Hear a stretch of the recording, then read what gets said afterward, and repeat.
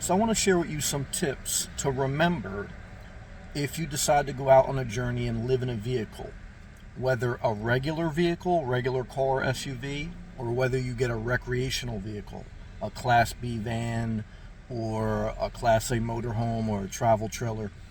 Vehicle living, the nomadic living, can be fun, but it eventually ends, and if you're not careful, it could be a financial mistake. Nothing lasts forever.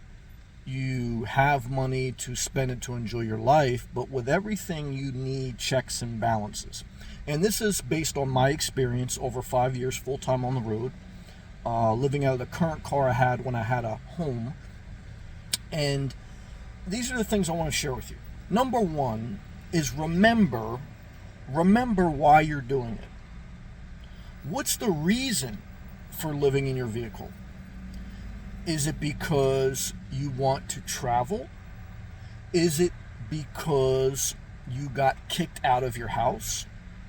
Is it because you want to relocate from one area of the country to another, and this is the fastest way to get there, which was the case for me? Why is it important to remember why you're doing it? Because that says a lot about how you need to structure and define your journey. As an example, if you got kicked out of your apartment or house, why? Why can't you pay the rent? And what happened? Because you don't get kicked out because you pay the rent and because you're a positive tenant.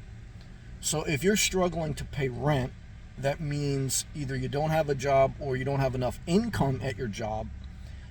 And that's always going to be a struggle, even if you're vehicle living. Why?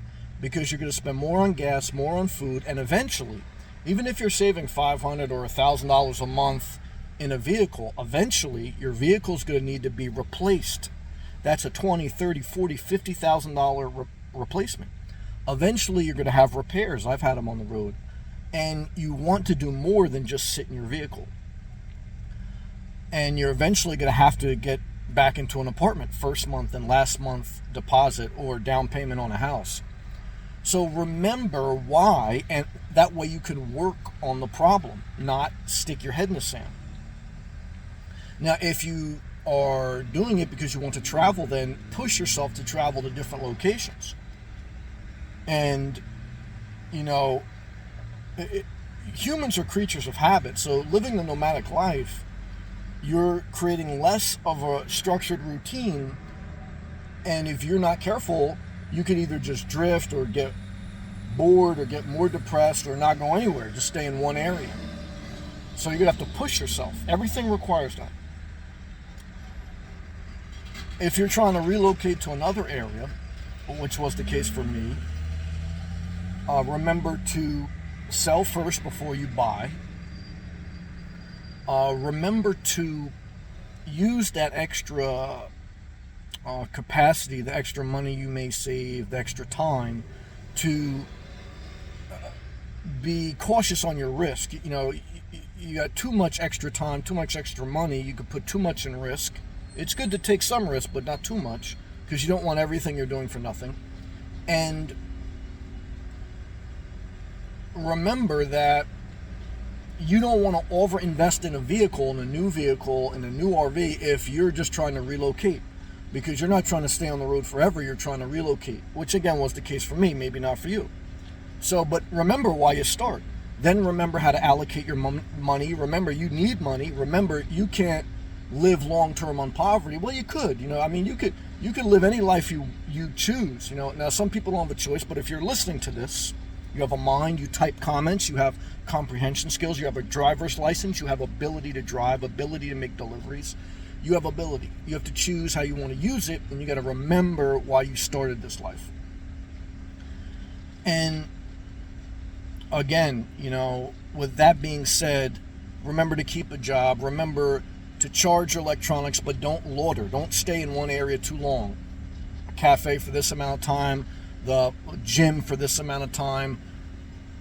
Come at wherever you're going to sleep late, leave early. Sometimes you got to pay for campgrounds. Keep it moving, keep it moving, keep it moving. Don't overinvest in a vehicle. pick up a side hustle. Don't do no job and no hustle, and because then you're stuck in an algorithm of just getting by. And I see vehicles. I'm in a parking lot right now. I see some vans, I see some official RVs, and a lot of regular cars. They're all parked doing nothing. Some are in establishments. Some are just sitting in a vehicle. I'm sitting in a vehicle doing a video before I go into an establishment. My video is my side hustle. Keep a main job and keep it moving, and keep your electronics charged without watering. And remember why you started. Remember why you started. Remember, what do you want out of this? Remember, why'd you get into this? I hope these things help you. This is my experience. I try to structure it, but still keep it free-flowing from just my wealth of experience. I hope the best for you, wherever you're starting it, wherever you're doing it. And I want you to do great. I have I hope you do great. I hope everyone does great.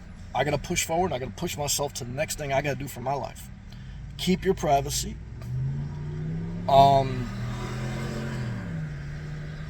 Keep your W-2, because a 1099 creative hustle is volatile. I want to tell you, as a YouTuber, as someone who's had 3-4 businesses, up and down, the W-2, your consistent paycheck, is the blessing. And without that, guys, you're destitute. And you can never get off the road.